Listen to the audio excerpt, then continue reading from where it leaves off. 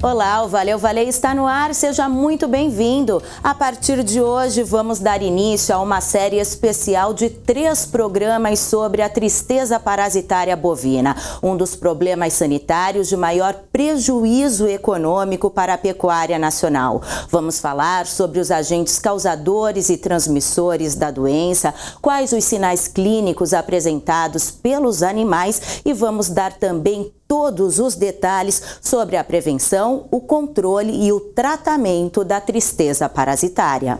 Altos índices de mortalidade e morbidade, redução na produção de carne e leite, aborto e menor fertilidade são algumas das principais consequências da tristeza parasitária bovina. E o programa de hoje tem o oferecimento do Oxitrat LA Plus, tomou, sarou. A partir de agora, fique com a gente, como sempre, você é o nosso convidado especial. Oi, Guilherme, tudo bem? Tudo bem, Paulinha? Olá, amigo produtor. Guilherme, a gente já falou bastante aqui no programa sobre a tristeza parasitária bovina, mas essa é uma doença que vale sempre a pena a gente discutir, abordar, aprofundar. Então vamos dar uma lembradinha e definir o que é a tristeza parasitária? Vamos sim, Paulinha. A tristeza parasitária, que é conhecida aí no Brasil também como pendura, mal triste, boca branca, ela é um complexo formado por duas doenças que têm sinais clínicos e epidemiologia muito semelhantes, mas que são causadas por agentes distintos. Essas doenças são a anaplasmose e a babesiose, causadas aí pelo anaplasma e pela babésia. Esses micro-organismos, eles vivem e se multiplicam dentro das células vermelhas do sangue. Vamos entender isso direitinho, Paulinha? Aqui eu trouxe o esquema de um vaso sanguíneo. Dentro desse vaso sanguíneo, eu vou ter o plasma, que é a fração líquida, vou ter as células brancas, vou ter as plaquetas e tenho as hemácias. É aqui dentro das hemácias que o parasita vai se multiplicar. Vamos pegar uma hemácia dessa, vamos trazer para cá, crescer a imagem dessa hemácia, eu cortei essa hemácia e aqui dentro está o parasita, aqui representando uma babésia. Quando essa babésia se multiplica aqui dentro da célula vermelha, dentro da hemácia, ela vai romper essa hemácia, ela vai quebrar essa hemácia. Esse animal está ficando com menos célula vermelha no sangue. O anaplasma é um pouquinho diferente. Quando a célula está parasitada pelo anaplasma, o organismo do animal passa a não reconhecer essa célula como sendo dele. Com isso, ele vai começar a destruir essas hemácias também. Então, toda vez que eu tenho um animal parasitado aí pelo anaplasma ou pela babésia, eu vou ter um menor número de células vermelhas no sangue. Isso é importante por quê? Porque a célula vermelha, a hemácia que é responsável pelo transporte do oxigênio. Então, se tem menos célula vermelha, esse processo de respiração, de transporte de oxigênio, está prejudicado. Vamos dar uma olhadinha nesse último esquema aqui, Paulinha, onde a gente está vendo um animal, o sangue de um animal que está normal e o sangue de um animal que está parasitado, com tristeza parasitária. Quando eu centrifugo esse sangue, fica esse precipitado aqui embaixo. Esse precipitado está me mostrando o número de células vermelhas. Olha como que o número de células vermelhas do animal normal é maior do que do animal parasitado.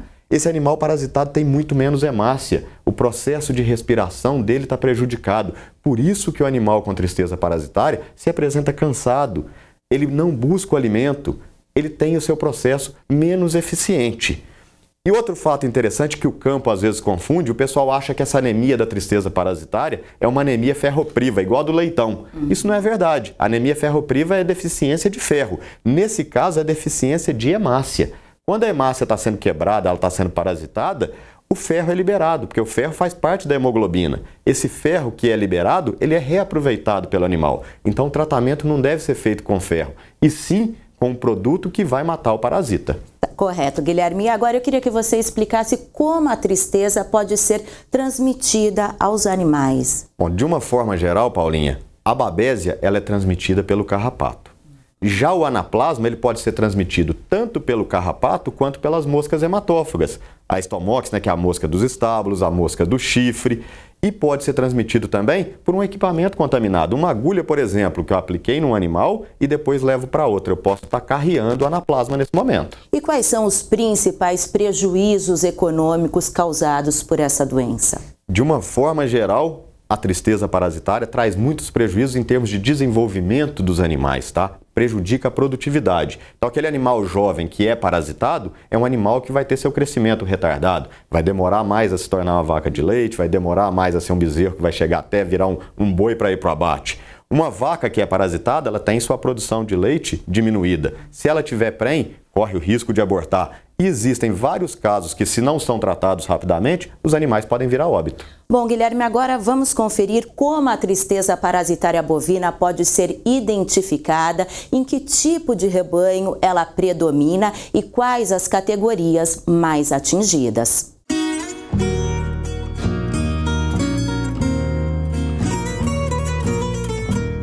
Uma doença bem conhecida dos produtores brasileiros, a tristeza parasitária bovina faz jus ao nome. Ao ver um animal infectado por micro-organismos que parasitam o interior dos glóbulos vermelhos, a aparência e os sinais clínicos chamam a atenção. Afonso, esse animal eu acho que é o que está com sinais de tristeza, que você acha? Isso, é um animal que estava isolado dos outros do rebanho, então a gente encontra ela separada dos outros, a gente veio para dentro do bezerreiro porque chama atenção isso, o animal com tristeza tende a se isolar, ficar mais protegido de calor. E vamos fazer um exame então clínico desse animal. Primeira coisa é a gente olhar a questão de mucosa, a gente vê que é uma mucosa que não está rosa, não está normal como fica isso, devido ao quê? Devido à anemia.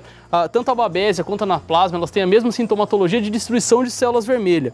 Então a gente olha que é um animal que tem suas mucosas esbranquiçadas. A gente vai ver que é um animal que fica mais cansado, um animal que tem um batimento cardíaco acelerado.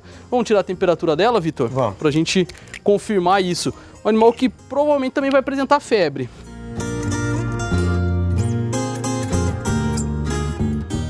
Um animal que está com tristeza por não estar se alimentando direito, também ele vai ter pelo mais áspero, pelo mais seco, pode estar com algum grau de desidratação. É um animal que vai cansar mais fácil, então ele tem esse respiração ofegante também e está normalmente predisposto a outras enfermidades, né? É porque baixa imunidade, baixa célula sanguínea, baixa reposição de vitaminas que ele está precisando, né, Afonso? Então realmente é um animal que está aqui, ó. E essa aparência cansada é que o pecuarista tradicionalmente fala tristeza. Por o animal ficar com essa cabeça baixa, tudo, olha aqui, 40,2. Realmente é um animal que está com febre, a febre pode ser então decisiva para a gente diagnosticar e confirmar. É um animal que tem todos os sintomas para estar com tristeza parasitária. A tristeza parasitária bovina acompanha a distribuição geográfica do carrapato. As raças europeias e os bovinos descendentes de cruzamento industrial são os mais atingidos. Como a babesiose é transmitida exclusivamente pelo carrapato e quando a gente fala em anaplasmose, o carrapato é o principal veiculador dela aqui no Brasil, a gente vai associar então a tristeza parasitária onde tem o carrapato. Quais são essas regiões? A gente pode dizer que o Brasil o ano inteiro oferece condições para que tenha carrapato, ou seja, tenha o veiculador de babese e anaplasma no nosso rebanho. Algumas exceções, algumas cidades no Rio Grande do Sul livres de carrapato o ano inteiro, ou na região sul na época do inverno. Estados do Paraná, Santa Catarina e Rio Grande do Sul, naquela época do frio, tem uma inibição da proliferação do carrapato. Então são estados onde está livre disso, livre da tristeza parasitária. Mas em toda a região a gente sabe, tem carrapato, vai ter desafio por tristeza. Por que as raças europeias são mais acometidas? E aí a gente já está falando, como o cruzamento industrial hoje cresce em condições cada vez maiores no Brasil, sempre que a gente tiver animais mais susceptíveis a carrapato são animais mais susceptíveis à tristeza parasitária. Por isso o pecuarista tem que estar sempre atento. Desafio por carrapato, seja ele por época do ano, seja ele por raça susceptível, com certeza a tristeza parasitária então vai ser um desafio para o rebanho do pecuarista. Um diagnóstico preciso e precoce é fundamental para o controle da tristeza parasitária bovina. Um diagnóstico preciso e precoce ele é muito importante para que eu consiga identificar qual a real doença que está acometendo esse bezerro e o quanto antes eu começar a tratar essa doença, melhor o resultado do meu tratamento.